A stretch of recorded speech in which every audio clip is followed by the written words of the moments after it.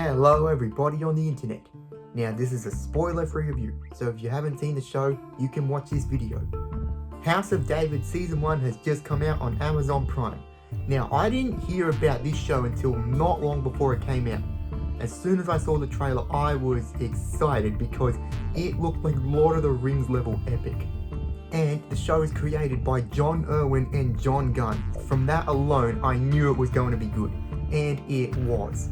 This show tells the biblical story of David, the shepherd boy who goes on to face Goliath and eventually becomes king of Israel. Now, being a historical drama, this show is as accurate to history as possible, but it does take creative liberties here and there purely for storytelling purposes.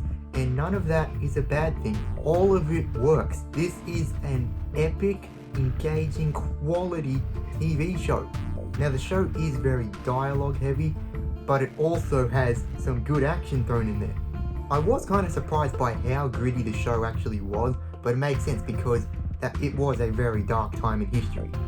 But the most amazing and impressive thing about the show is the production value. It's amazing to see a biblical project with this kind of production value.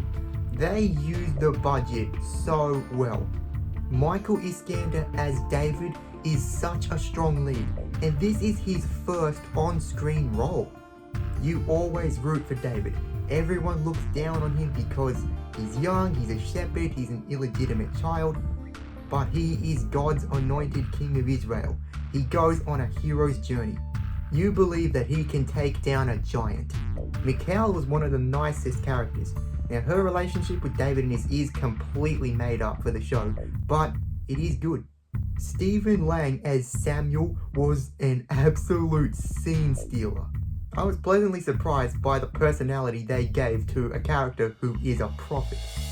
Jonathan was also a good character. And King Saul, you absolutely hate him in this. He goes insane. But then there's a redemptive side to him as well because he takes a liking to David. And he and his whole family are really fleshed out in this. I will say that when it was focusing on Saul and his family, that's when I was least interested. There was no one better to play Goliath than Martin Ford. This guy is 6'8" in real life, and they made him over 9 feet tall in this. Now Goliath could have just been a big, dumb brute who shows up for the one David versus Goliath scene. But no, they fleshed him out, they gave him a motive, and they built up to him as a threat. I also liked Goliath's personality, and because of all that, when the iconic historical moment comes, it is so epic and worth it. So much care was put into this show. This is produced by The Wonder Project and Amazon MGM. House of David is one of the current best examples of faith-based and biblical-based movies and shows that are coming out now that are just getting bigger and better. We are seeing a big turnaround, a big shift within Hollywood. We are seeing a wave of art being made that is pointing to the Lord.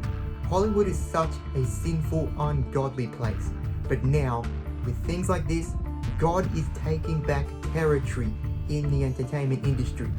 It's just so relieving and amazing to see. This season ended at the most epic point, so I can't wait for season 2 to pick up from there. I can't say it enough, House of David was epic. I'm going to have to give it an 8 out of 10. So, have you seen House of David? What did you think of it? If you haven't, I really recommend that you do. Are you excited for season 2?